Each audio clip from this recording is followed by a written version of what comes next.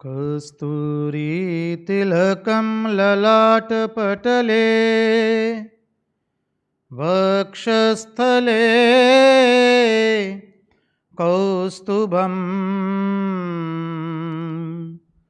नासाग्रे वरमौक्तिकं करदले वेणुकरे कङ्कणम्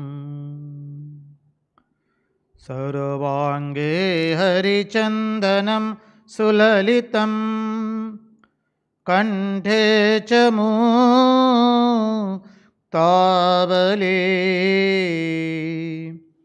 गोपस्त्रीपरिवेष्टितो विजयते गोपालचूडामणि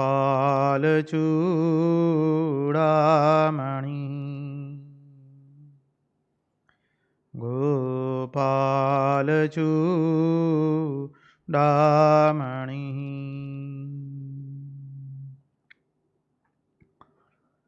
स्वस्ति श्री गणेशाय नमः।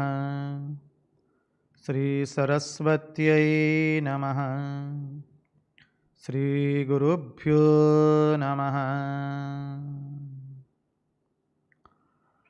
नारायणं नमस्कृत्य नरं चैव नरोत्तमं देवीं सरस्वतीं व्यास ततो जयमुदीरयेत्। नमस्ते शारदे देवी सरस्वती मतिप्रदे वसत्वं मम जिह्वाग्रे सर्वविद्याप्रदा भव। अखण्डमण्डलाकारं व्याप्तं येन चराचरं तत्पदं दर्शितं येन तस्मै श्रीगुरवे नमः। सच्चिदानन्दरूपाय विश्वोत्पत्त्यादिहेतवे तापत्रयविनाशाय श्रीकृष्णाय वयं नुमः। ॐ नमः परमहंसास्वादित चरणकमलचिन्मकरन्दाय भक्तजनमानसनिवासाय श्रीरामचन्द्राय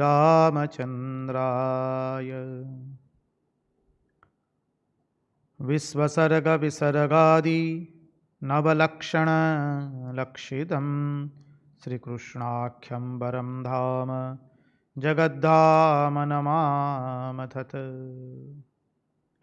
ॐ स्थापकाय च धर्मस्य सर्वधर्मस्वरूपिणे अवतारवरिष्ठाय रामकृष्णाय ते नमः। मुखं करोति वाचालं पङ्गुं लङ्घयते गिरिं यत्कृपात्ममहं वन्दे परमानन्दमाधवम्। कृष्ण कन्हैया लाल की जय।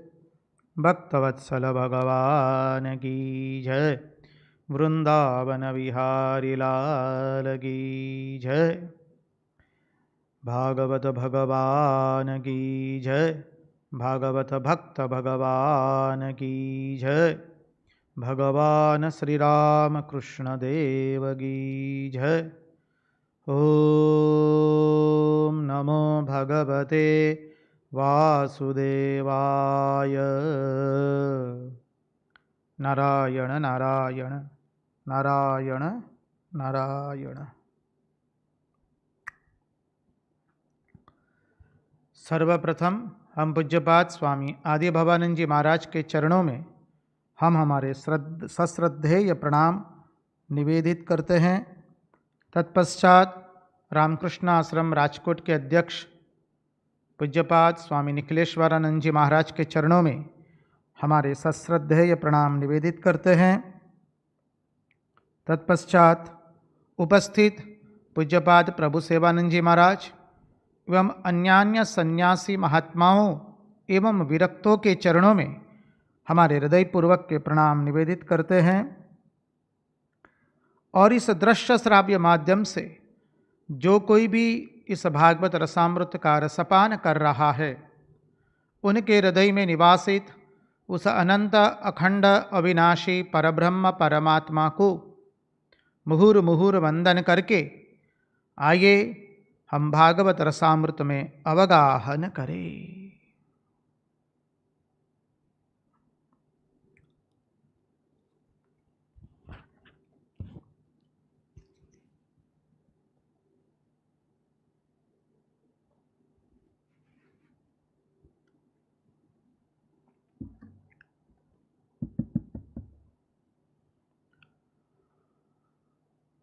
विश्वं दर्पण दृश्यमान नगरी तुल्यं निजान्तरगतं पश्यन्नात्मनि मायया बहिर्बोध भूतं यथा निद्रया यः साक्षात् कुरुते प्रबोधसमये स्वात्मानमेवाद्वयं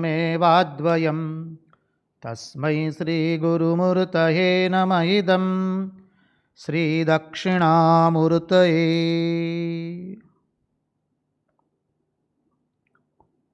गुरुर्ब्रह्मा गुरुर्विष्णु गुरुर्देवो महेश्वरः गुरुर्साक्षात् परब्रह्म तस्मै श्रीगुरवे नमः।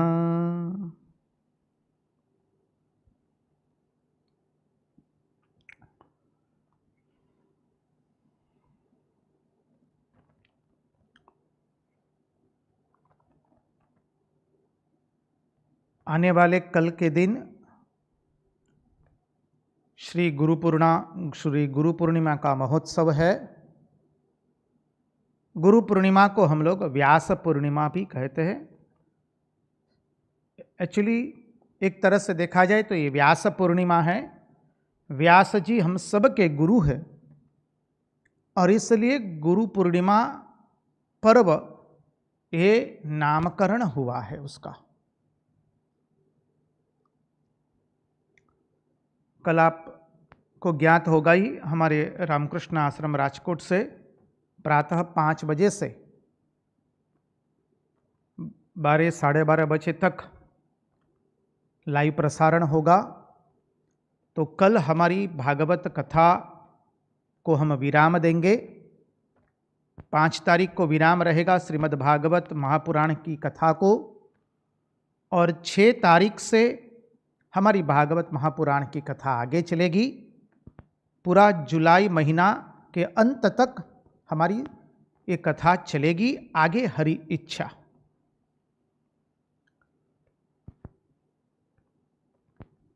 देखिए, कल जो व्यास पूर्णिमा है, अब ये व्यास पूर्णिमा के पीछे का रहस्य क्या है? तो जब भगवान वेदव्यास ने वेदों को 4 भाग में विभाजित किया, उपनिषदों को समझने के लिए उन्होंने ब्रह्मसूत्र नामक ग्रंथ की रचना की। महाभारत जैसा महान ग्रंथ लिखा। महाभारत एक ऐसा ग्रंथ है जो पढ़ने से पता लगेगा भगवान के सिवा जैसे कोई लिख नहीं सकता है। महाभारत ग्रंथ की रचना की, 18 पुराणों की रचना की। तत्पश्चात सभी देवताएं और मनुष्य भक्त लोग भगवान वेदव्यास जी के पास आते हैं। सम्याप्रास आश्रम आप जानते हैं, बद्रिकाश्रम गए होंगे तो वहाँ पर व्यास गुफा का दर्शन किया होगा। न जाना हुआ हो तो आने वाले समय में कभी जाए। समय परिस्थिति अनुकूल हो तो तीर्थ करना चाहिए। तो बद्रिकाश्रम के अंदर में सम्याप्रास आश्रम है, सरस्वती नदी के किनारे, भगवान वेदव्यास का। वहाँ उनकी वंदना करने के लिए सब लोग एकत्रित हुए हैं और वेदव्यास भगवान को कह रहे हैं, देखिए, हम लोगों की इच्छा है कि हम आपके तिथि का पालन करें, हम आपका सम्मान करें, आपके प्रति हमारा सद्भाव हम प्रकट कैसे करें, आपके प्रति हम सम्मान कैसे व्यक्त करें। और हम ऐसा सम्मान व्यक्त करना चाहते हैं जो आने वाले समय में सतत वो चलता रहे। ऐसा नहीं कि आज व्यक्त किया और कल नहीं होगा, आने वाले काल में भी वो सतत सम्मान आपका व्यक्त होता रहे। इसलिए कृपा करके आपको सम्मान करने की रीति हमको थोड़ा बताइए। देवताओं ने, मनुष्यों ने भगवान वेदव्यास को वंदन करके कहा। भगवान वेदव्यास जी मृदु हास्य करते हैं और कहते हैं, देखिए, आपने मुझे 3.5 हाथ का शरीर समझ लिया है, मुझे एक मनुष्य समझ लिया है। मैं 3.5 हाथ का शरीर नहीं हूं, मैं मनुष्य नहीं हूं, मैं ब्रह्म ही हूं।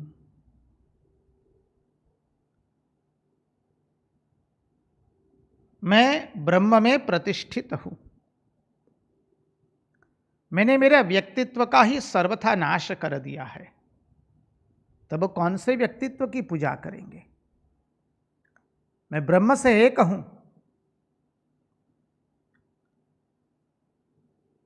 बहुत विनती करने पर भगवान वेदव्यास ने कहा, ठीक है, जाओ, आषाढ़ी मास की शुक्ल पक्ष की पौर्णिमा के दिन तिथि मनाई जाएगी। और वो क्या, कैसी तिथि मनाई जाएगी? उस दिन आप सब लोग अपने गुरु की उपासना करेंगे। उस गुरु के अंदर में जो गुरु तत्व है वो मैं ही निहित हूं। भगवान वेदव्यास ने जो कहा, गुरुओं में जो गुरु तत्व है वह मेरा ही स्वरूप है, मनुष्यों में जो मनुष्यत्व है वो मेरा ही स्वरूप है, जीवों में जो जीवत्व है वह मेरा ही स्वरूप है, प्राणियों में जो प्राणित्व है वह मेरा ही स्वरूप है। इस असत्य संसार में जो एकमात्र सत्य है वह मेरा ही स्वरूप है। अपने आप को परिच्छिन्न नहीं रखा है, अपरिच्छिन्नता को प्राप्त कर चुके, इसलिए बोले हैं मेरा व्यक्तित्व ही नहीं रहा है। जब मेरा व्यक्तित्व ही नहीं रहा तो कैसे पूजा करेंगे? जाओ, आषाढ़ी मास की शुक्ल पक्ष की पौर्णिमा के दिन आप लोग अपने गुरुओं की पूजा करना, और उस गुरुओं में अंतर्निहित जो गुरु तत्व है वह मेरा ही स्वरूप है। ये प्रसंग ब्रह्म पुराण में आता है। और देखिए, एक बात समझिए कि महाभारत में से गीता निकली, श्रीमद् भगवद गीता। अब महाभारत और पुराणों में इतनी सारी गीताएं हैं, महात्माओं ने तो कह दिया हजारों गीताएं पड़ी है उसमें। अनेकों गीता निहित है पुराणों एवं महाभारत के अंदर में। उसमें से मुख्य गीता हम जानते हैं श्रीमद् भगवद गीता, जो हमारे केशव ने रण मैदान के अंदर में अर्जुन को सुनाई। ऐसी अनेक गीताओं पड़ी है, अंतर्निहित है महाभारत एवं पुराण में। तो जो गुरु पूर्णिमा है वो व्यास पूर्णिमा है, और हमारे गुरु के अंदर में जो गुरु तत्व है वो और कुछ नहीं, व्यास तत्व ही है। कई लोग शंका करते हैं, महाराज एक ही व्यक्ति 18 पुराण, महाभारत, ब्रह्मसूत्र ग्रंथ, वेदों को 4 भाग में विभाजित किया, ये एक व्यक्ति से कैसे संभव हो सकता है? देखिए, हम जहाँ खड़े होते हैं वहीं से अन्य लोगों की भी तुलना करते हैं, वहीं से अन्य लोगों को भी हम परखते हैं। ये सबसे बड़ी भूल होती है हमारी। To know the divinity we must be divine. दिव्य को पहचानने के लिए हमें स्वयं को दिव्य बनना पड़ेगा। तो भगवान वेदव्यास को हमारे जैसा ज्ञान नहीं हुआ है एक एक करके, संकल्प मात्र से ज्ञान हुआ है। इस सिद्धांत को मन में बिठा दीजिए। एक एक वस्तु का ज्ञान करके ज्ञान हुआ नहीं है, संकल्प मात्र से ज्ञान हुआ है। जैसे भगवान नारायण ने ब्रह्मा जी को संकल्प मात्र से ज्ञान करवाया है। ब्रह्मा जी को परम ज्ञान प्राप्त हुआ, कैसे हुआ?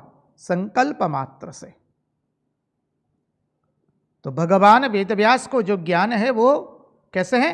भगवान के संकल्प मात्र से भगवान वेदव्यास में ज्ञानोदय हुआ है। भगवान वेदव्यास साक्षात भगवान के अवतार है। 24 गुरुओं का जो वर्णन आता है, 24 अवतार का, क्षमा कीजिए, 24 अवतारों का जो वर्णन है श्रीमद् भागवत में, और श्रीमद् भागवत महापुराण भी कहता है अवताराः असंख्याः। तो इन 24 अवतारों में भगवान वेदव्यास को अवतार के रूप में ही गिना गया है। भगवान वेदव्यास, भगवान कपिल, ये सब भगवान के ज्ञानात्मक अवतार है। परशुराम, कच्छप अवतार, मत्स्यावतार, वराह अवतार, ये सब भगवान के क्रियात्मक अवतार है।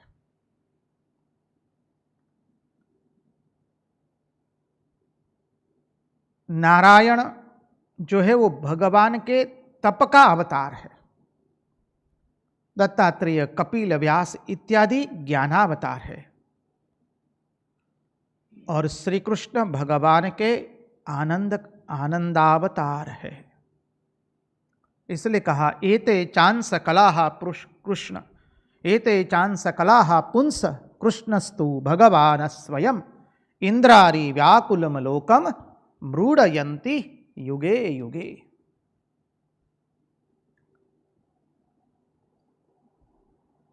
ये व्यास पूर्णिमा को ही हम गुरु पूर्णिमा के रूप में पालन करते हैं।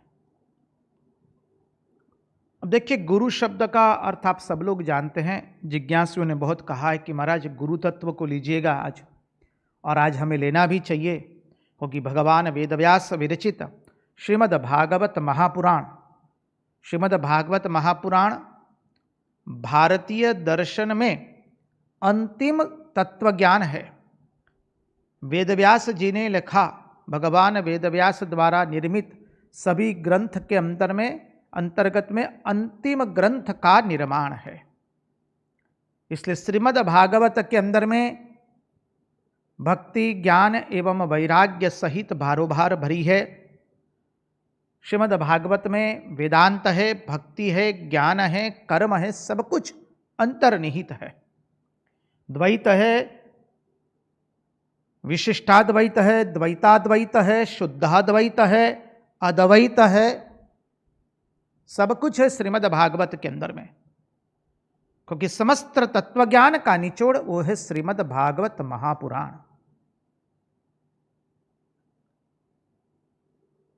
तो इस श्रीमद् भागवत महापुराण की धरी बनाते हुए यदि हम चिंतन करें तो देखिए, आज के परिप्रेक्ष्य में देखें तो कहते हैं मनुष्य बहुत बुद्धिमान हो गया है। मनुष्य की बुद्धि बहुत बढ़ गई है महाराज। देखिए कहाँ से कहाँ अंतरिक्ष में चला गया, चंद्र पर उसने जल भी ढूंढ निकाला, अन्य ग्रहों पर न जाने क्या क्या कुछ कर रहे हैं।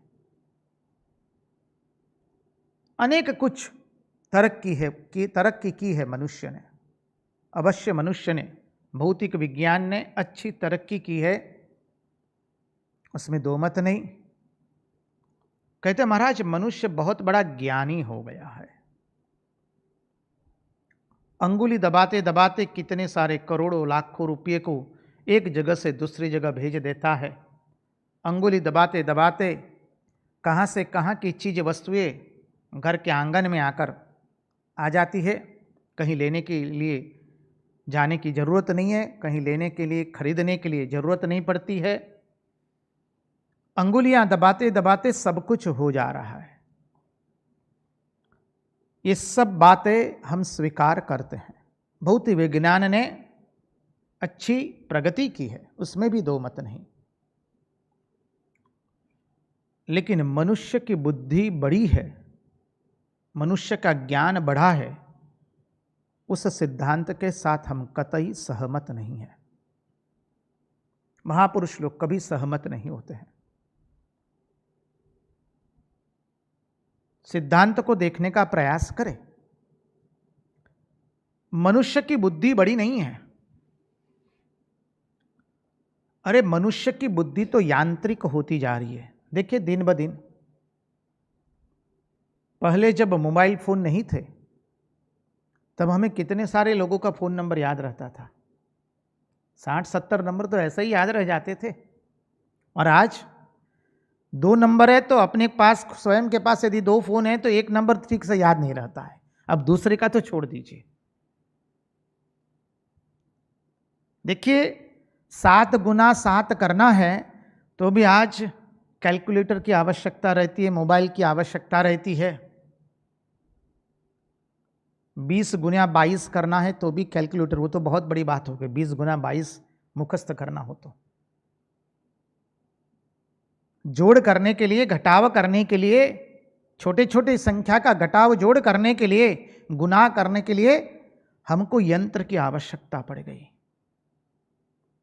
हमारी बुद्धि बड़ी नहीं है, हमारी बुद्धि यांत्रिक होती जा रही है। और थोड़ा चिंतन करेंगे तत्वज्ञान से तो पता चलेगा हमारी बुद्धि गुलाम होती जा रही है, हमारी बुद्धि जड़वत बनती जा रही है। देखिए बुद्धि जड़वत बन रही है, उसका सिद्धांत से दर्शन करें हम तो हम आजकल क्या करते हैं, सोच विचार करके देखें तो बुद्धि में से वस्तु का ज्ञान प्राप्त नहीं करते हैं। हम बुद्धि में से वस्तु का ज्ञान प्राप्त करते नहीं हैं। हम बुद्धि में से वस्तु का ज्ञान निकालते नहीं हैं। हम वस्तु में से, जड़ता में से ज्ञान निकालने का प्रयास करते हैं। सिद्धांत को जरा ध्यान से श्रवण कीजिए।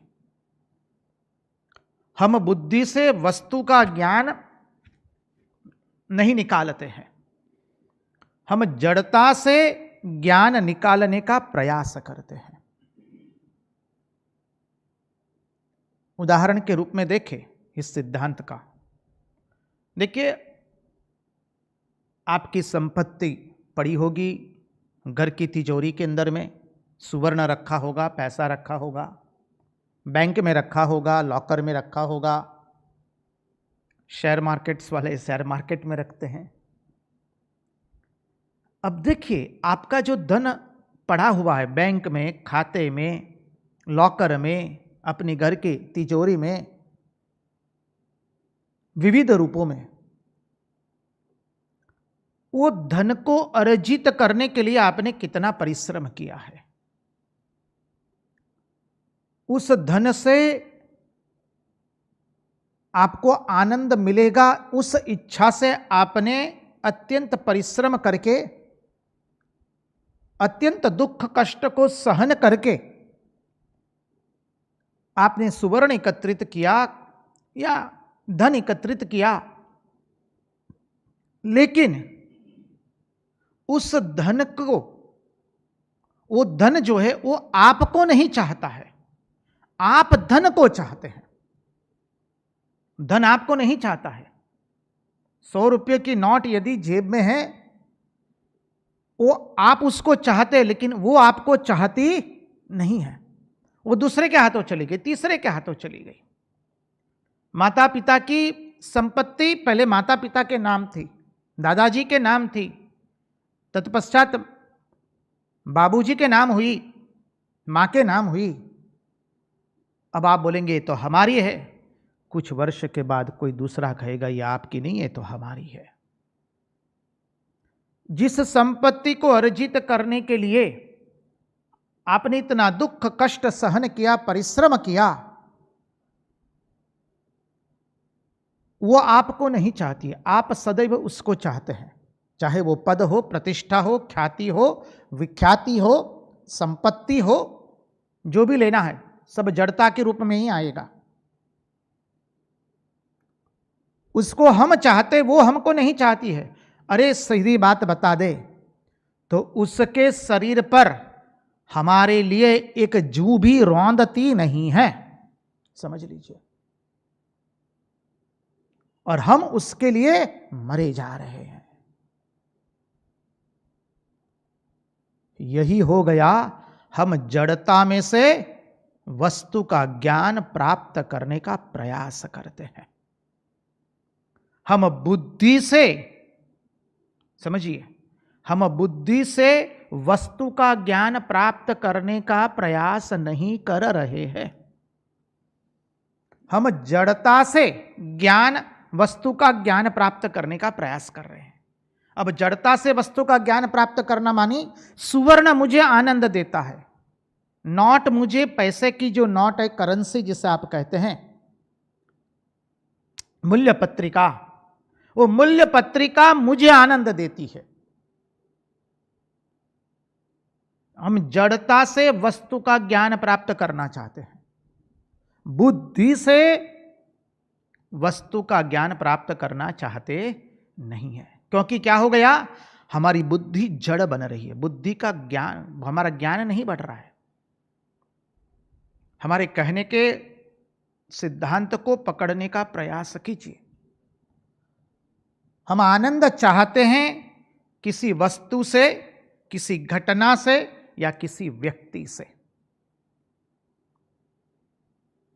पहले देखें तो हम ज्ञान प्राप्त करना चाहते किसी वस्तु से, अर्थात जड़ता से, किसी घटना से। घटना भी जड़ है। और शरीर से, तो शरीर तो जड़ ही है, आज है कल नहीं रहने वाला है।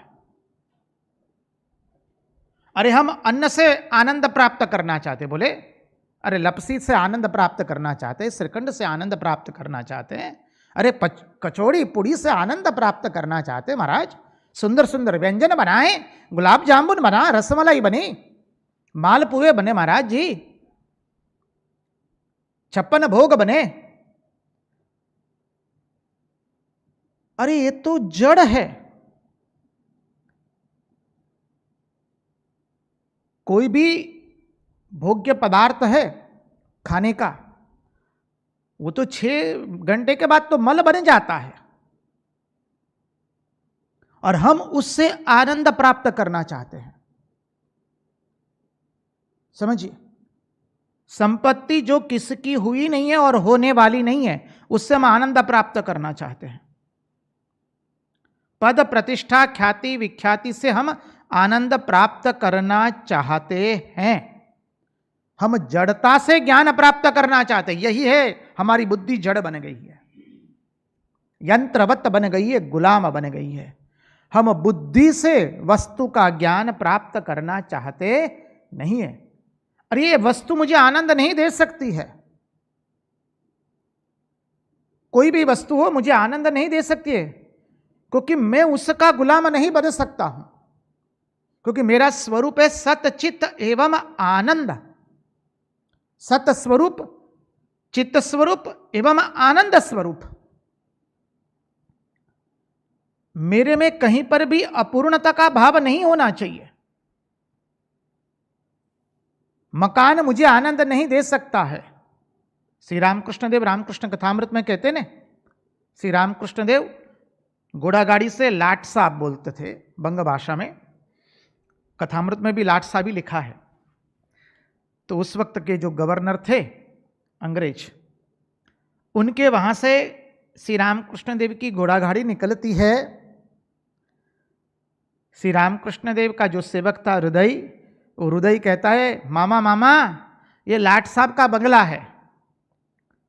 श्री रामकृष्ण देव देखते हैं और क्या कहते हैं, मैंने देखा कुछ ईंटों का ढेर था, इससे अतिरिक्त कुछ भी नहीं।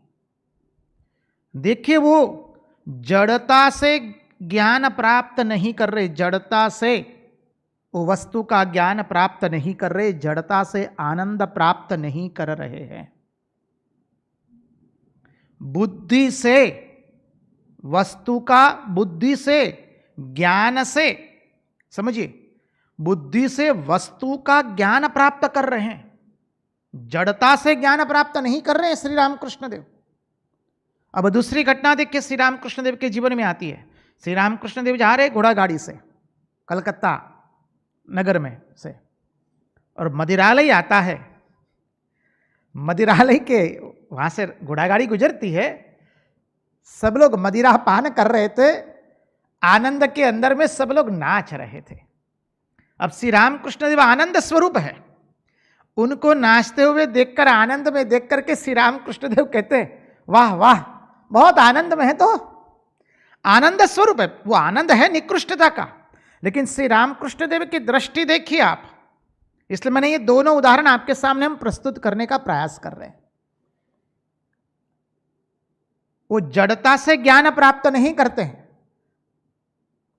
बुद्धि से वस्तु का ज्ञान प्राप्त करते हैं, जड़ता से नहीं। अब आप ऐसा अर्थ, उसका अर्थ का अनर्थ मत कीजिए। श्री रामकृष्ण देव वो मदिरालय के अंदर में जो मद्यपान कर रहे थे, उनको देखकर वो कह रहे वाह वाह खूब आनंद में है, तो उसका अर्थ यह नहीं कि मदिरा पान करके आनंदित तो होना है, कतई नहीं। अर्थ का अनर्थ मत निकालिए जी। श्री रामकृष्ण देव आनंद स्वरूप है, वो उनका पूर्ण स्वरूप है, वो हम सबका पूर्ण स्वरूप है, सत स्वरूप, चित्त स्वरूप एवं आनंद स्वरूप। हमें जड़ता से ज्ञान प्राप्त नहीं करना है, हमें बुद्धि से वस्तु का ज्ञान प्राप्त करना है। तो आज के इस यांत्रिक युग के अंदर में यही एक बहुत बड़ी विडंबना हो गई कि मनुष्य सोचता है उसकी बुद्धि बहुत कुशाग्र हो गई, बुद्धि कुशाग्र नहीं हुई है। बुद्धि यंत्रवत हो गई, जड़वत हो गई, और मनुष्य जो है इन जड़ता से आनंद प्राप्त करना चाहता है। मोबाइल से, घर से, वाहन से, जितने जड़ पदार्थ है। अरे पद से, पद क्या है? कुर्सी है, तो बोले इस कुर्सी पर बैठेंगे तो हमें आनंद प्राप्त होगा। अरे कैसे हो सकता है? वो जड़ है। मनुष्य की बुद्धि जड़वत हुई, परिणाम स्वरूप वो सोचता है मुझे वस्तु से, घटना से और व्यक्ति से आनंद प्राप्त होगा। कतई नहीं हो सकता है। ये ज्ञान का प्रथम सोपान है। गुरु शब्द का अर्थ हम सब लोग जानते हैं, जो अंधकार में से प्रकाश की ओर हमें ले जाए। असतो मां सद्गमय, तमसो मां ज्योतिर्गमय, मृत्योर्मा अमृतम गमय। बृहदारण्यक उपनिषद आप लोग गाते हैं। असतो मां सद्गमय, जो असत है वो क्या है? तमोगुण है। असतो मां सद्गमय, तमसो मां ज्योतिर्गमय, मृत्युर्मा अमृतम गमय। वही मृत्यु है। जो असत है वह तमोगुण है, वही मृत्यु है। असतो मां सद्गमय, जो सत है वो कैसा है? प्रकाश स्वरूप है, और वही सत्व स्वरूप है। असतो मां सद्गमय, तमसो मां ज्योतिर्गमय, प्रकाश स्वरूप। मृत्युर्मा अमृतम गमय, जो प्रकाश है वही अमृत स्वरूप है। तो गुरु क्या करते हैं? हमको अज्ञान से ज्ञान की ओर ले जाते हैं। शास्त्र दो प्रकार के गुरु की बात करता है। एक दीक्षा गुरु होते हैं और एक शिक्षा गुरु होते हैं। शिक्षा गुरु वह होते हैं जिनसे हम बोध पाठ लेते हैं, हमारी साधना मार्ग में उनसे कुछ हमने सत्संग किया तो साधना मार्ग में हम अग्रसर होते हैं। प्रेरणा मिलती है। दत्तात्रेय भगवान ने जो 24 गुरु किए वो सब शिक्षा गुरु है, समझिए। और दीक्षा गुरु एक ही होता है जिनसे हम मंत्र लेते हैं, उपासना पद्धति जिनसे सीखते हैं, जिसने हमको वह चीज दे दिया जिस चीज से उनको परम पद की प्राप्ति हो गई है। इसलिए कहते हैं आचार्योपासनम। आचार्योपासनम अर्थात क्या होता है? जो हमें आचार एवं ज्ञान का उपदेश करे, उसको कहते हैं आचार्योपासनम। पहले इस शब्द को समझे, इस शब्द की संधि विच्छेद करनी पड़ेगी। आचार्योपासनम, आचार्य जोड़ उपजोड़ आसनम, आचार्योपासनम। तो आचार्य माने क्या? जो हमें आचार एवं ज्ञान का प्रकाश दे। सामान्य अर्थ करे आचार्य का तो जिसका आचरण अनुसरण करने योग्य है उसको कहते हैं आचार्य। गुरु के यही भिन्न भिन्न नाम है।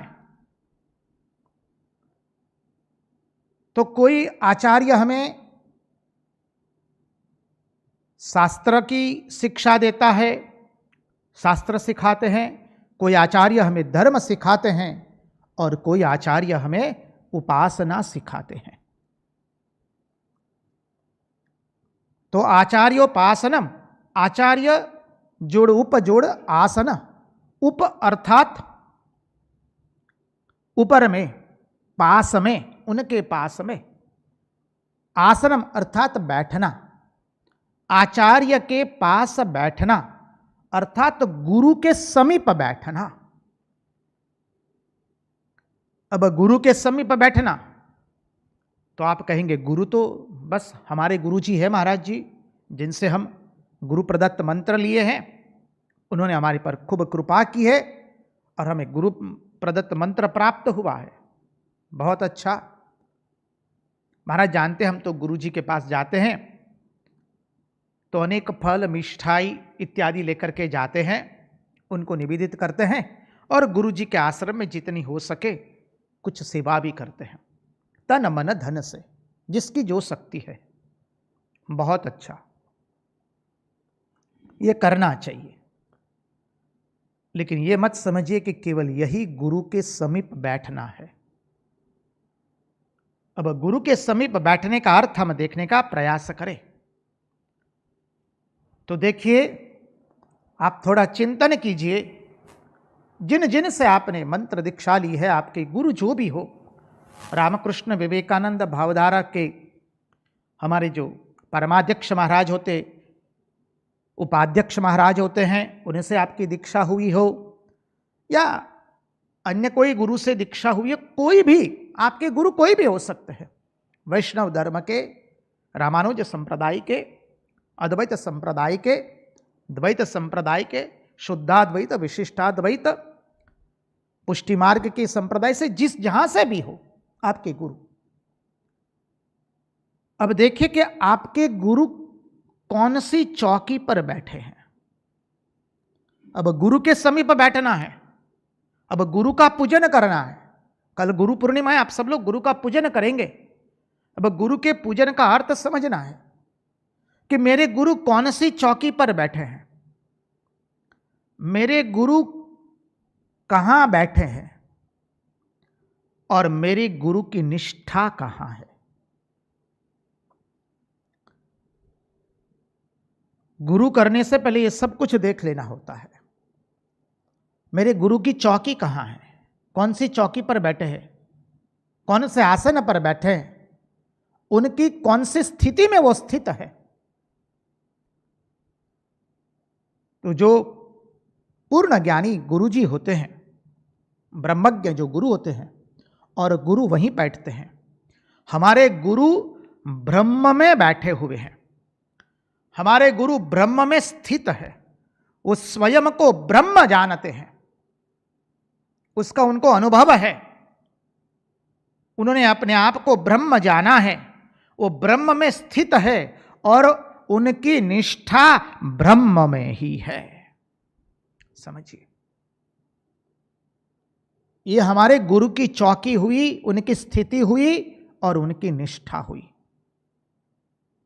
हमारे गुरु स्वयं को जीव नहीं समझते हैं, हमारे गुरु स्वयं को ब्रह्म समझते हैं। हमारे गुरु ब्रह्म निष्ठा में स्थित है, हमारे गुरु ब्रह्म में बैठे हुए हैं। हमारे गुरु जो है वो कोई जगत में नहीं बैठे हुए। आचार्योपासनम का अर्थ क्या है? यही है। तो जहां हमारे गुरु बैठे हैं, जिस स्थिति में हमारे गुरु स्थित है, जिस निष्ठा में हमारे गुरु की निष्ठा है, शिष्य के नाते हमें भी वहीं बैठना है, उसी निष्ठा में स्थित होना है, उसी आसन पर बैठना है। ऐसा नहीं गुरु कहीं बैठे और हम भी कहीं बैठे, उसको गुरु के प्रति सद्भावना नहीं कही जाएगी, उसको गुरु के प्रति भक्ति नहीं कही जाएगी। आप गुरु के पास गए, गुरु जी के पास फल फूल मिठाई दे करके, साष्टांग दंडवत प्रणाम करके, गृहस्थ है तो अपनी भार्या के साथ प्रणाम करके, परिवार के साथ सहकुटुंब सह परिवार गए, गुरु की पादुका का पूजन किया, पादुका पूजन किया आपने, गुरु के तन मन धन से सेवा कर दी और बस गुरु जी हम आएंगे, फिर हम चल दिए। वो गुरु के प्रति आपका सद्भाव हुआ, गुरु के प्रति भक्ति हुई नहीं है। सिद्धांत को समझने का प्रयास करना है। गुरु के प्रति सद्भाव है, गुरु के प्रति निष्ठा नहीं है, गुरु के प्रति भक्ति नहीं है। अब गुरु के प्रति भक्ति जगेगी तो क्या होगी? गुरु जहां स्थित है, गुरु की निष्ठा जहां स्थित है, गुरु ने जिस परम तत्व को प्राप्त किया है, गुरु जी जिस लिए बैठे हैं यहां पर हमारे सामने गुरु जी हमको संसार के केवल भोग पदार्थ देने के लिए नहीं बैठे हैं। गुरु जी ने जो परम पद को प्राप्त किया है, उस परम पद को मुझे भी प्राप्त करना है, तब आएगी गुरु में भक्ति।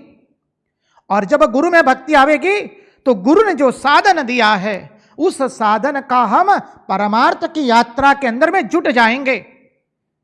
मुझे तो वो स्थिति प्राप्त करनी है जो स्थिति मेरे गुरु ने प्राप्त की है, क्योंकि इसलिए तो उन्होंने गुरु प्रदत्त मंत्र दिया है। इसी के लिए उन्होंने मुझे गुरु प्रदत्त मंत्र दिया है कि जिस स्थिति में वो है, उस स्थिति में हम बैठे। आप समान करे शिष्यन को, देवे पद निर्बाना, सदा भजो गुरुदेव, गुरु बिन नाही कोई अपना। गुरु तो मंत्र ही इसलिए देते हैं कि वो आप समान करे शिष्यन को। रंगवदूत महाराज लिखते हैं, सदा भजो गुरुदेव, गुरु बिन नाही कोई अपना। आप समान करे शिष्यन को, शिष्य को अपने जैसा करते हैं। अपने जैसा करते हैं अर्थात वो जिस स्थिति में स्थित है, जिस निष्ठा में स्थित है, जिस आसन में अवस्थित है, शिष्य को भी उसी निष्ठा, उसी स्थिति और उस आसन पर पे अवस्थित करते हैं। लेकिन कब करते हैं? जब शिष्य की उनके प्रति भक्ति बढ़ती है, परमार्थ की यात्रा बढ़ती है। अब शिष्य केवल फल फूल मिठाई दे करके उनकी पूजा करे और केवल जगत के भोग को भुगतना ही उसका लक्ष्य हो, तो वो गुरु की स्थिति को कतई प्राप्त कर सकता नहीं है। उसकी गुरु के प्रति भक्ति नहीं हुई है। एक तरह से वो प्रथम सोपान में है और प्रथम सोपान को ही उसने अंतिम सोपान समझ लिया है। गुरु इसलिए गुरु प्रदत्त मंत्र नहीं देते हैं। अरे हमारे गुरु के अंदर में थोड़ा सोचिए, हमारे गुरु के अंदर में न देश है न काल है, उनके अंदर में न जाति है न पाति है, न कोई संप्रदाय है। हमारे गुरु न ब्राह्मण में है, अरे न वो सन्यास में है बैठे हैं, न ब्राह्मणत्व में बैठे हैं, न सन्यास में बैठे हैं, न देश में बैठे हैं, न काल में बैठे हैं और न कोई संप्रदाय के अंदर में बैठे हैं। हमारे गुरु न गोलकवासी है न वैकुंठवासी है, उनमें न सुख है न दुख है, न जन्म है न मृत्यु है। एक गुरु के प्रति भक्ति का सोपान बता रहे हैं महात्मा लोग। हमारे गुरु में एक कुछ भी नहीं है। हमारे गुरु तो साक्षात ब्रह्म है और वे अपने को ब्रह्म ही जानते हैं और वो ब्रह्म में ही बैठे हैं, ब्रह्म में ही स्थित है।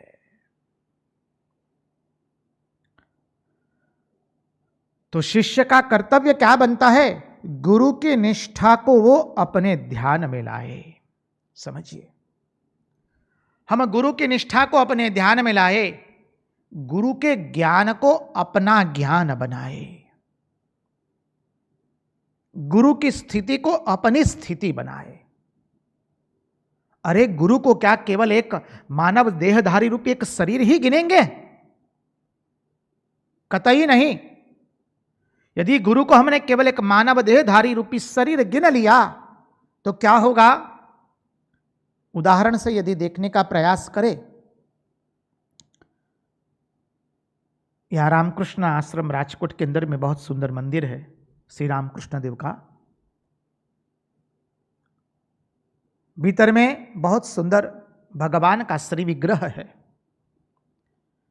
अब मंदिर में जाए, भगवान के श्री विग्रह को हम केवल एक मूर्ति बना करके केवल उस मूर्ति की पूजा करते रहे तो हमें कोई फल प्राप्त होने वाला नहीं है। भगवान के श्री विग्रह को केवल हमने एक आरस की प्रतिमा मान ली तो उससे कुछ फल प्राप्त नहीं होने वाला है। मूर्ति, आरस की प्रतिमा हमें कुछ नहीं देती है। हमारा जो भाव है श्री विग्रह के प्रति, वो भाव हमको प्रदान करता है जो कुछ करता है। आरस की प्रतिमा हमें कुछ भी प्रदान नहीं कर सकती है। बुद्धि से वस्तु में से ज्ञान को निकालना है। जो तंतु हमने आज तत्व चिंतन का प्रथम चिंतन लिया है, संगति मिला लीजिए। मंदिर में जाते हैं, श्री विग्रह के साष्टांग दंडवत प्रणाम करते हैं, हाथ जोड़ के कातर भाव से हम प्रार्थना करते हैं, तो वो क्या है? मूर्ति के आरस की प्रतिमा के पीछे जो हमारा भाव है, वह भाव हमको प्रदान करता है। वह भाव हमको भगवत भाव को प्रदान करता है और वही आरस की प्रतिमा हमारे लिए साक्षात जीवंत प्रतिमा हो जाती है। इसलिए श्री रामकृष्ण देव ने कहा, अरे मिट्टी की प्रतिमा क्यों रे, चिन्मय प्रतिमा। महेंद्रनाथ गुप्त श्री रामकृष्ण देव के गुरु ही भक्त मास्टर महाशय जिनका नाम था, तो वो मास्टर महाशय जी श्री रामकृष्ण देव के पास जाते हैं तो श्री रामकृष्ण देव कहते हैं, उनको प्रश्न पूछते हैं, अच्छा बताओ तो तुम्हारी साकार में श्रद्धा है या निराकार में? महेंद्रनाथ गुप्त कहते कि मेरी निराकार में श्रद्धा है। श्री रामकृष्ण देव कहते बहुत अच्छा, निराकार में श्रद्धा है तो अच्छा है, लेकिन साकार भी सत्य है, निराकार भी सत्य है। अब मास्टर महाशय समझ नहीं पा रहे हैं और श्री रामकृष्ण देव को कहते, तो हमें तो लोगों को समझा देना चाहिए ना कि मिट्टी की मूर्ति की प्रतिमा, मिट्टी की प्रतिमा की पूजा नहीं करनी चाहिए। तब श्री रामकृष्ण देव कहते हैं, मिट्टी की प्रतिमा क्यों रे, वो तो चिन्मयी प्रतिमा है। ये चिन्मयी प्रतिमा बनी कैसे? अपने भाव से। वही मां काली की संगमरमर की प्रतिमा, वो प्रतिमा चिन्मयी प्रतिमा कैसे बन गई? अपने भाव से बनी है। तो ये तत्व है कि हम गुरु को केवल यदि एक पंच भौतिक देह के रूप में ही मान लेंगे और उस देह की केवल पूजा करते रहेंगे तो गुरु ने जो परम तत्व को प्राप्त किया है, गुरु जहां स्थित है, गुरु जिस चौकी पर बैठे हैं, गुरु जिस निष्ठा में प्रतिष्ठित है, वो निष्ठा में हम प्रतिष्ठित नहीं हो पाएंगे। गुरु जिस चौकी में बैठे हैं वहां हम बैठ नहीं पाएंगे। गुरु जिस स्थिति में आसन्न है उस स्थिति हम प्राप्त नहीं कर पाएंगे। और गुरु का तो वरण ही इसलिए किया जाता है कि गुरु के जैसा हमें बनना है। गुरु के जैसा बनना है अर्थात कपड़ों से नहीं, बाह्य आचार से नहीं, उनके तत्वज्ञान को हमारा अपना तत्वज्ञान बनाना है। गुरु की निष्ठा को हमें अपनी निष्ठा बनानी है। गुरु की स्थिति को हमें अपनी स्थिति बनाना है। गुरु का जो अनुभव है, गुरु ने जो अनुभव प्राप्त किया है, क्या अनुभव प्राप्त किया? वो तो साक्षात ब्रह्म है, उनके पास बैठना है, अर्थात ब्रह्म के पास बैठना है। समझिए, इसलिए गुरु के जो दर्शन होते वो अमृत स्वरूप होते हैं। गुरु का सामीप्य अमृत समान होता है और गुरु का सानिध्य उसका तो पूछना ही नहीं है। परमार्थ की आनंद को प्राप्त करने के लिए देखिए, हमारा स्वरूप जो है सतचित और आनंद है। जो तंतु हमने लिया था पहला कि हमें बुद्धि से वस्तु में से ज्ञान को निकालना है, और ये बुद्धि कब बनेगी? जब हमारे अंदर में ज्ञान, इच्छा एवं कर्म ये तीनों ठीक ठीक होगा, तभी हम बुद्धि से वस्तु में से ज्ञान को प्राप्त कर सकते हैं। अन्यथा हमारी बुद्धि जड़ रह जाएगी। तो ज्ञान, कर्म और इच्छा, मानी ज्ञान, इच्छा एवं कर्म, उसको हम ठीक कैसे बनाएंगे? तो बोले ज्ञान को पवित्र जब बनाएंगे तब हमारी इच्छा पवित्र होगी, और जब इच्छा पवित्र होगी तब हमारा कर्म पवित्र होंगे। हम बचपन से माता पिता को, अभिभावक को, गुरुजनों को हम प्रणाम करते हैं। जब प्रणाम करते तो माता पिता क्या आशीर्वाद देते हैं? हमारे स्नेही जन, संबंधी जन, गुरुजन जो बड़े हैं घर में, चाचा चाची, नाना नानी, दादा दादी, मामा मामी, फूफा फूफी, मौसा मौसी, क्या आशीर्वाद देते? बेटे अच्छे काम करना।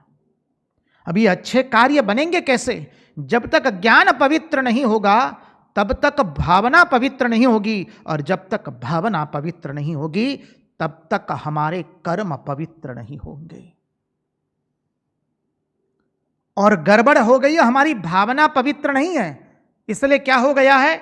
आनंद कहां है वो उसका हमको ज्ञान नहीं रहा है। हम सब लोग आनंद प्राप्त करना चाहते हैं, लेकिन आनंद कहां है वो हमें मालूम नहीं है। हम सोचते कोई वस्तु में आनंद है, कोई व्यक्ति में आनंद है, कोई घटना में आनंद है। ये सबसे बड़ी गलतफहमी हुई है हमारे साथ। हमारा ज्ञान उल्टा हो गया। कहते हैं जड़ ज्ञान, बुद्धि हमारी जड़ हो गई, इसलिए जड़ता में से हम ज्ञान प्राप्त करना चाहते हैं। जड़ता में से कभी ज्ञान प्राप्त नहीं होगा। हम सब आनंद की तलाश में हैं, खोज में हैं। हम सबको ऐसा आनंद चाहिए कि जो सब समय हमें मिलता रहे। किसी को ऐसा आनंद नहीं चाहिए कि दिन में आनंद हो और रात में आनंद न हो, जागृत अवस्था में आनंद हो और स्वप्नावस्था में दुख हो, ऐसा किसी को नहीं चाहिए। किसी को ऐसा नहीं चाहिए घर में आनंद हो और कार्यालय में दुख हो। बोले घर में भी आनंद हो, भार्या से भी आनंद मिले, संतान से भी आनंद मिले, संबंधी, स्नेही जन, मित्र जन, पड़ोसी जन, परिचित जन, सबसे हमको आनंद प्राप्त करना है। दिन में आनंद चाहिए, रात्रि में आनंद चाहिए, जागृत में आनंद चाहिए, स्वप्नावस्था में आनंद चाहिए, सुषुप्ति अवस्था में आनंद चाहिए, युवावस्था में, बाल्यावस्था, तरुणावस्था, किशोरावस्था, युवावस्था, प्रौढ़ावस्था, वृद्धावस्था, सब अवस्थाओं में आनंद चाहिए हमको। जिंदगी के अंतिम श्वास तक आनंद चाहिए। घर में, घर के बाहर, हम जहां जाए वहां आनंद हमें प्राप्त होना चाहिए। तो ऐसा आनंद कौन दे सकता है? कोई परिच्छिन्न वस्तु या परिच्छिन्न व्यक्ति हमें वो आनंद दे सकता नहीं है। कोई व्यक्ति तो हमारे साथ सब समय साथ में नहीं रह सकती है, तो हमें आनंद कैसे देगी? कोई वस्तु हमें हमारे साथ सदैव साथ में नहीं रह सकती है। आप अपना गृह ले लीजिए, किसी को मकान में से बहुत आनंद मिलता है, गाड़ी से बहुत आनंद मिलता है, इलेक्ट्रॉनिक गैजेट से किसी को बहुत आनंद मिलता है, माताओं को अपना रसोई घर से बहुत आनंद मिलता है। आधुनिक रसोई घर बनाते हैं तो माताएं कहती हैं हमको बहुत आनंद लगता है स्वामी जी। तो ये सब वस्तु सब समय हमारे साथ नहीं रहती है। आनंद जो सब समय दे, सभी अवस्थाओं में दे, अत्र तत्र सर्वत्र दे, वो तो एकमात्र परमात्मा ही है। इसलिए उस परम आनंद को प्राप्त करने के लिए हम गुरु के पास जाते हैं। और जब गुरु से हम गुरु प्रदत्त मंत्र लेते हैं तो गुरु जहां स्थित है, गुरु जहां बैठे हैं, गुरु जिस निष्ठा में अवस्थित है, उस निष्ठा को हमें प्राप्त करना है। और गुरु की निष्ठा केवल ब्रह्म में है, गुरु ब्रह्म में ही स्थित है और गुरु ब्रह्म में ही उनकी निष्ठा अवस्थित है। उसको हमें अपनी बनानी है। गुरु को यदि हम केवल संसार के अंदर में बैठाते हैं तो हम संसार से पार कैसे जाएंगे? यदि हमने हमारे गुरु को संसार में बैठा दिया तो हम संसार से पार कैसे जाएंगे? अरे जा ही नहीं सकते हैं। संसार से पार तो तभी जाएंगे जब हम हमारे गुरु को संसार में नहीं बैठाएंगे। इसलिए हमें गुरु को, हमारे गुरु के शरीर को पंच भौतिक देह नहीं समझना है। इसलिए रंगदूत महाराज ने एक सुंदर भजन लिखा है, गुरु चरण प्रीत मोरी लागी रे, कोहम कोहम पूछत रागी, सोहम सोहम कहत विरागी रे। नामे रागी नामे विरागी, रंग राग से भागी रे। कोहम कोहम पुछत रागी, रागी अर्थात जो प्रेमी लोग होते हैं, विषय के प्रति जिनका प्रेम होता है, वो पूछते हैं हम कौन हैं। और अध्यात्म मार्ग में प्रवेश करने वाला अधिकारी प्रथम पूछता है कि मैं कौन हूं। उसकी परमार्थ की यात्रा तो यहीं से शुरू होती है। मैं कौन हूं, कौन हूं और कहां आया हूं और कहां जा रहा हूं। Who am I? Why have I come to the world? And where am I going? तो कोहम कोहम पुछत रागी, सोहम सोहम कहत विरागी रे। और जो विरागी गुरु है वो कहता है तुम कौन हो? सोहम हो, सोहम हो।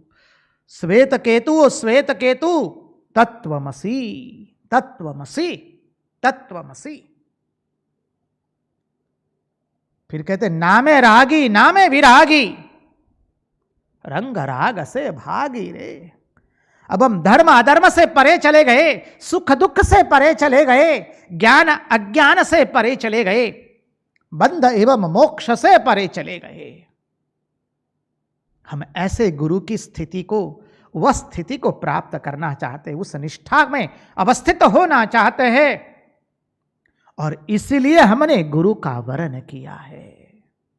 आज ऐसे गुरु की पूजा हम कर रहे हैं और उस गुरु के अंदर में जो गुरु तत्व व्यास जी के रूप में है, उस व्यास तत्व को, गुरु तत्व को हम मुहुर मुहुर वंदन करते हैं।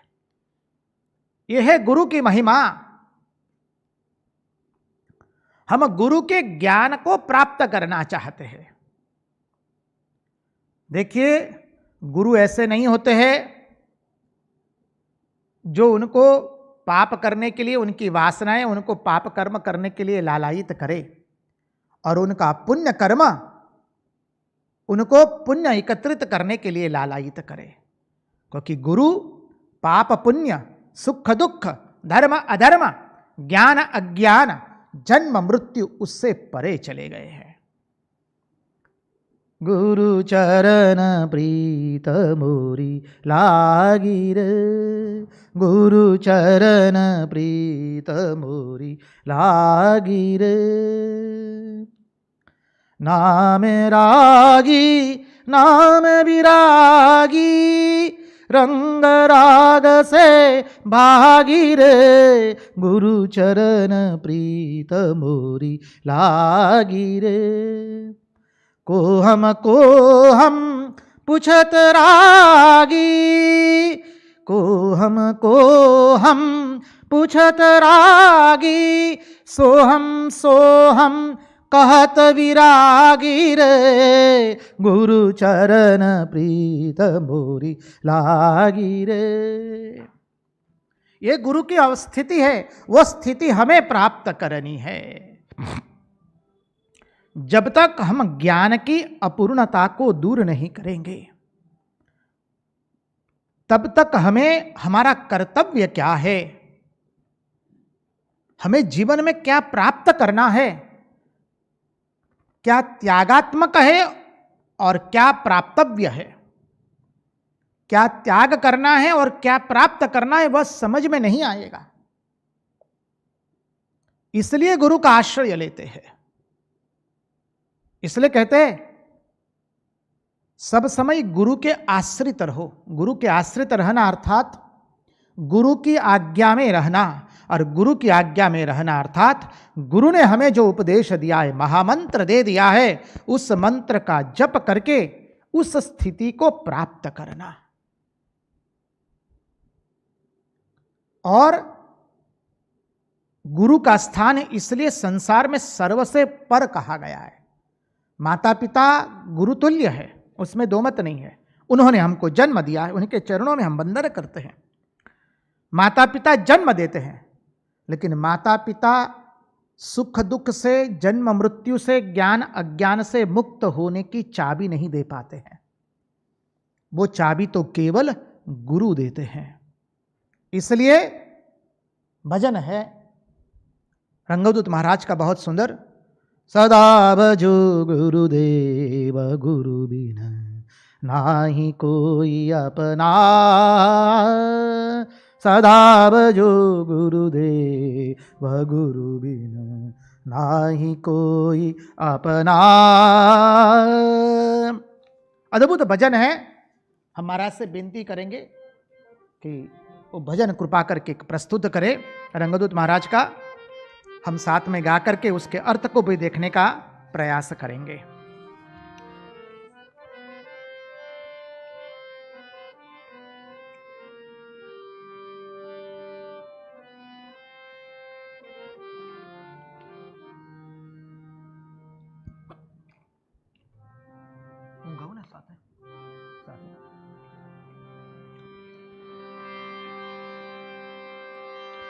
सदा भजो गुरुदेव गुरु बिन नाही कोई अपना, सदा भजो गुरुदेव गुरु बिना नाही कोई अपना। नाते गोते सब स्वार्थ के, नाते गोते सब स्वार्थ के, निस्वार्थ गुरु राणा, आप समान करे शिष्यन को, आप समान करे शिष्यन को, देवे पद निर्वाणा। सदा भजो गुरुदेव गुरु बिना नाही कोई अपना, नाते गोते सब स्वार्थ के, निस्वार्थ गुरु राणा, आप समान करे शिष्यन को, आप समान करे शिष्यन को, देव पद निर्वाण। सदा भजो गुरुदेव गुरु बिना कोई अपना।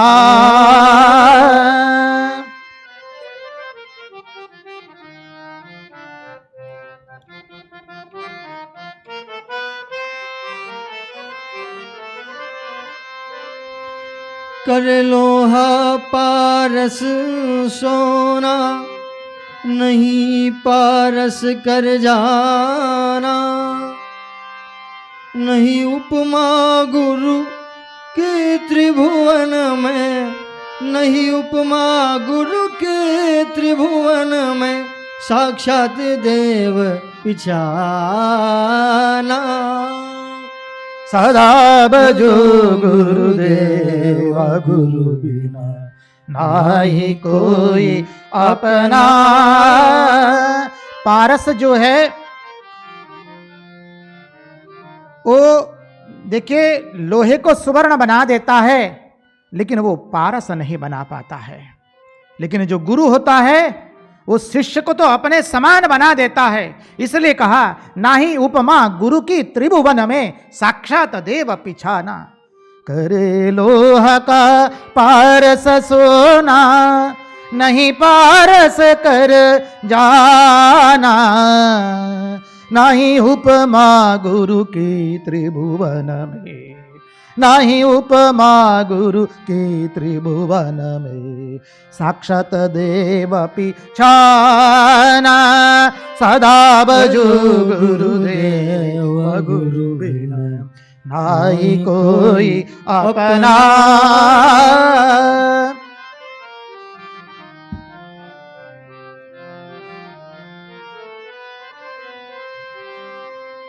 पूछो पंडित पोथी दिखावे, पूछो पंडित पोथी दिखावे, काज किताब कहे ना, काज किताब कहे ना। बोले अंधा दौड़े पीछे, बोले अंधा दौड़े पीछे, सब मतलब में श्याना। पूछ पंडित पोथी दिखावे, काजी किताब कहना। बोले अंधा दौड़ो पीछे, सब मतलब में है श्याना। गुरु ने आत्मज्ञान प्राप्त किया है, और जो आत्मज्ञान प्राप्त करके ज्ञान को पचा करके ज्ञान की अनुभूति करके गुरु ने वो उपदेश दिया है, उनका ज्ञान किताबों का ज्ञान नहीं है, शास्त्रों का केवल भाषा की ज्ञान नहीं है, उसकी अनुभूति की है। इसलिए जो शास्त्रविद होता है, जो केवल भाषाविद होता है, जिसने अनेक शास्त्रों का स्मरण किया है, श्रवण किया है, उसको आप कुछ पूछेंगे तो वो शास्त्र में से किताब निकाल करके आपको दो चार बातें बता देंगे। हमारे जैसा ज्ञान को पचाया नहीं है, ज्ञान की अनुभूति नहीं हुई है। लेकिन जब ऐसे लोगों को हम फॉलो करते हैं, ऐसे लोगों का अनुसरण करते हैं, तो क्या है, बोले अंधा दौड़ो पीछे। एक अंधा दौड़ रहे हैं, उसके पीछे सब भाग रहे हैं। क्यों? सब मतलब में है श्याना। सबको अपना मतलब ले लेना है। सदा बजो गुरुदेव गुरु बिना नाही कोई अपना। सदा बजो गुरुदेव गुरु बिना नाही कोई अपना।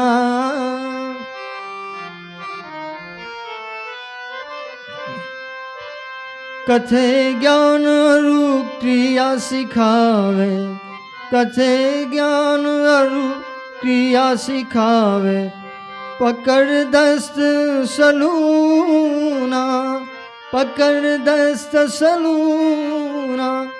घाट गम पे आप चढ़ावे, घाट गम पे आप चढ़ावे, जहाँ साई का थाना।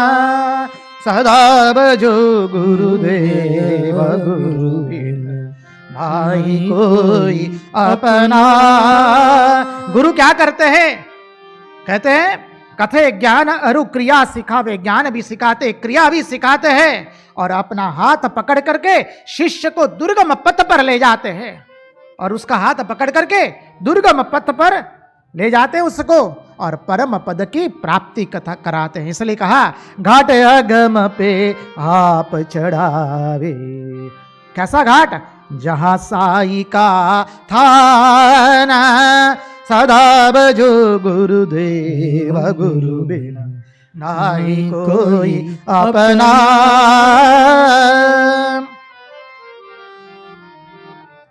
सदा भजो गुरुदेव गुरु बिन नाही कोई अपना।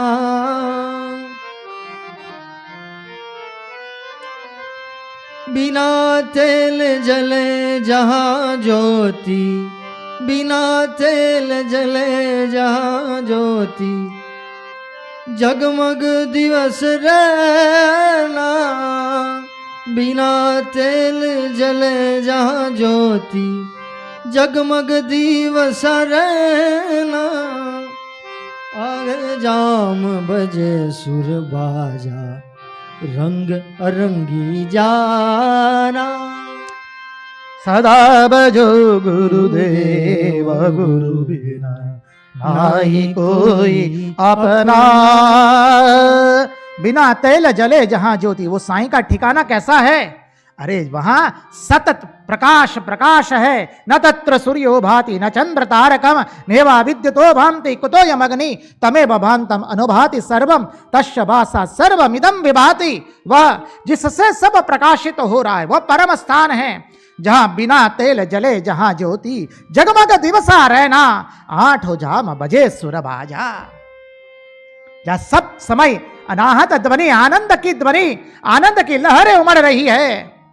रंग अरंगी जाना, सदा भजो गुरुदेव गुरु बिना नाही कोई अपना।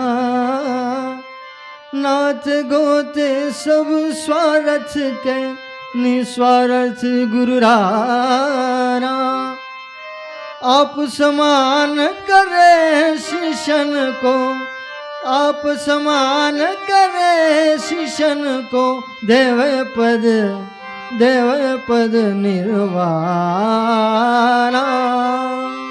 सदा भजो गुरुदेव गुरु बिना नाही कोई अपना। नाही कोई अपना, नाही कोई अपना।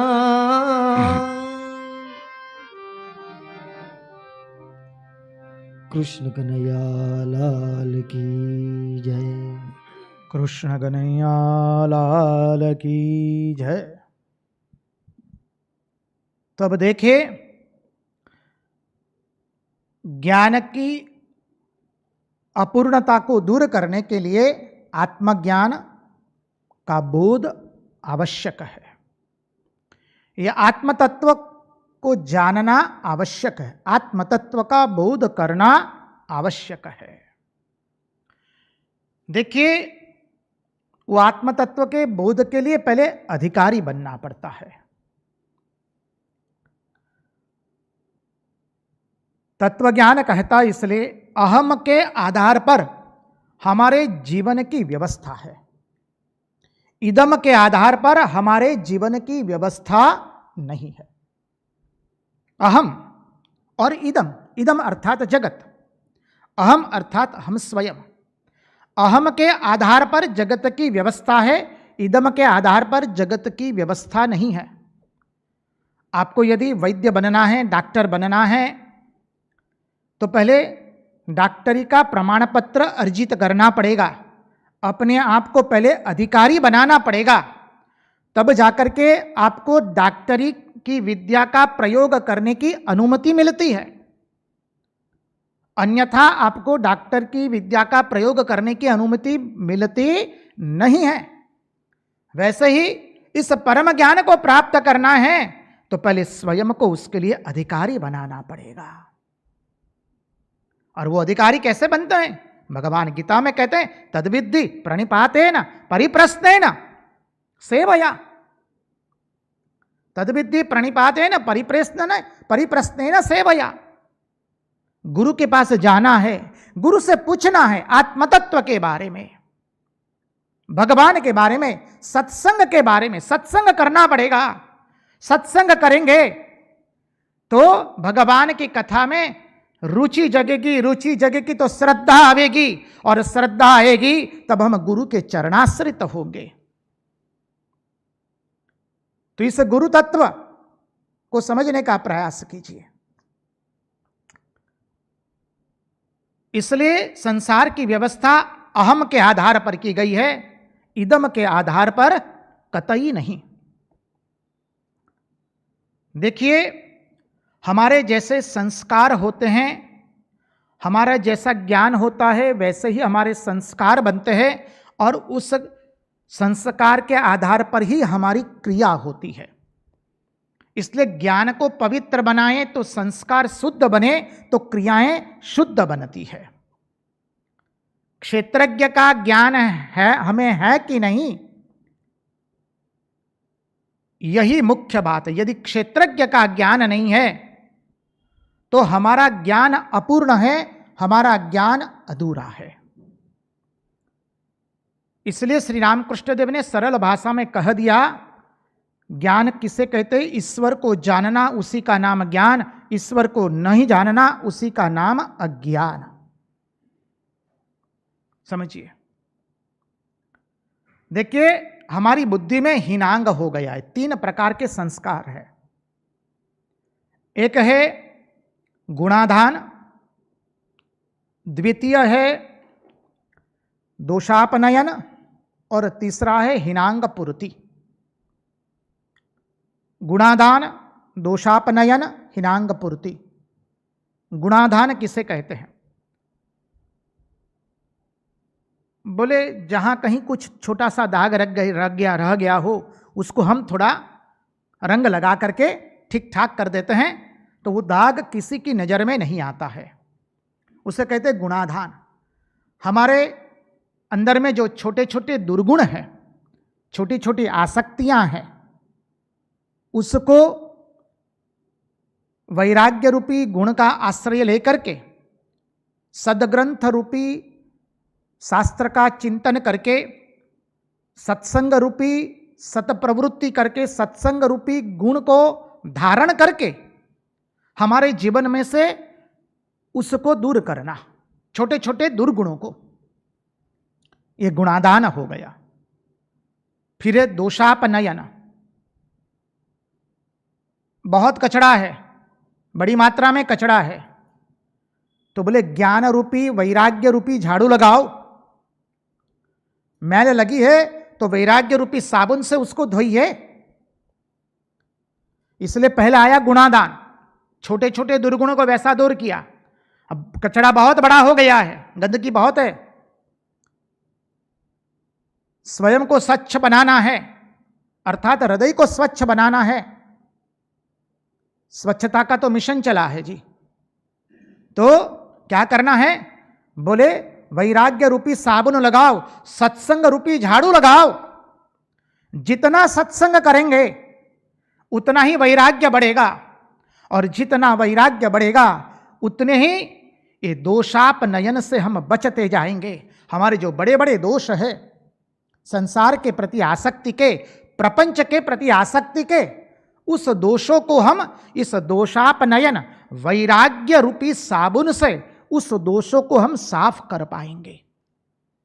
इसलिए महात्मा लोग तो समझाते हैं, जब हम लोग कपड़ा धोते हैं, आजकल तो सब घरों के अंदर में मशीन आ गई है, हमें तो उसका इतना ज्ञान नहीं है। जब कपड़ा धोते हैं तो साबुन लगाया जाते हैं। आप लोगों को शायद याद होगा, जो 40 साल पहले कपड़ा धोते थे, कपड़ों में साबुन लगाया जाता है, तब भावना की जाए ये कपड़ा हमारा हृदय है, और वैराग्य रूपी साबुन से एक हृदय रूपी मैल को हम साफ कर रहे हैं, और तत्पश्चात उसको भक्ति के जल के अंदर में हमें डुबोना है, और जल में, भक्ति रूपी जल के अंदर में, प्रेम रूपी जल के अंदर में उसको डुबो करके हम वैराग्य रूपी सूर्य प्रकाश में उसको सुखा देंगे, और तत्पश्चात उस वस्त्र को पहनेंगे, उस वृत्ति का धारण करेंगे, वस्त्र को पहनना अर्थात। तो गुणाभिधान हो गया, दोषापनयन हो गया, और तीसरा है हीनांग पूर्ति। अरे कोई अंग छोटा हो गया है, कोई अंग थोड़ा खोटा हो गया है, छोटा हो गया है, कोई अंग की पूर्ति करनी है तो क्या करते हैं?